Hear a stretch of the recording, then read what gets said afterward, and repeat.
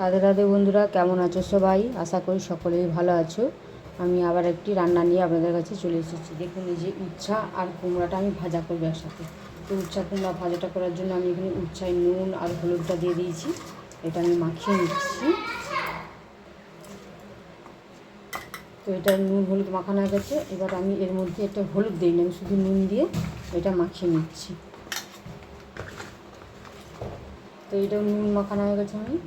আমার এটা নুন আর হলুদটা আমি মিনিট 2-1 জন্য ঢাকনা দিয়ে রেখে দেবো, যাতে কুমড়া আর উচ্ছার মধ্যে নুন আর হলুদটা ভালোভাবে ঢুকে যায়। আপনার কাছে আমি চলে এসেছি। উনুনটা ধরিয়ে কড়াটা বসিয়ে দিয়েছিলাম।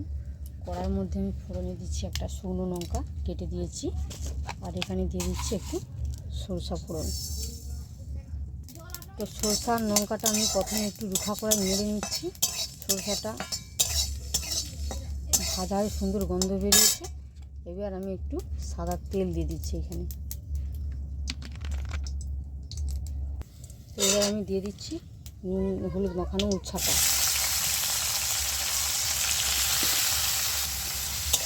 ভালো করে নেড়ে চেড়ে আমি এবার একটু ঢাকনা দিয়ে দিচ্ছি, যাতে উচ্ছাটা সেদ্ধ হয়ে যায় ভালো করে আর ভাজা হয়ে যায়। ঢাকনাটা খুলে আমি মাঝে দুবার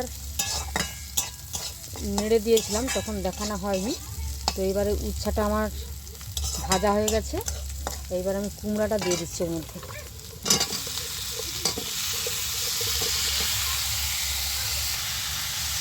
তো এবারে কুমড়াটা দিয়ে আমি ভালো করে নেড়ে চেড়ে আবার ঢাকনা দিয়ে দেবো। তো আপনারা চাইলে উচ্ছাটা এই সময় তুলে রেখে দিতে পারেন, আলাদা করে আবার পরে দিতে পারেন। আমি আর তুললাম না, কুমড়োটা একটু মিষ্টি, তো কুমড়োর মধ্যে একটু তেতো ঢুকবে বলে আমি কুমড়োর সাথেই দিয়ে দিলাম। ঢাকনা দিয়ে আমি কিছুক্ষণ রান্না হতে দেবো, যতক্ষণ না লাউটা সেদ্ধ হচ্ছে।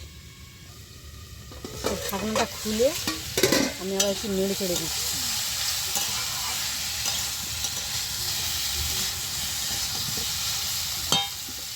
আবারও ঢাকনা দিয়ে দিচ্ছি।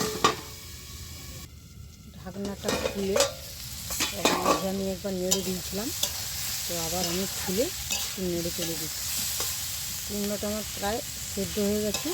আমি আর এটা ঢাকনা দেবো না, ঢাকনা দিলে কুমড়োটা ঘেঁটে যাবে। তো আমি বিনা ঢাকনা দিয়ে আমি এটা ভেজে নেব লাল করে।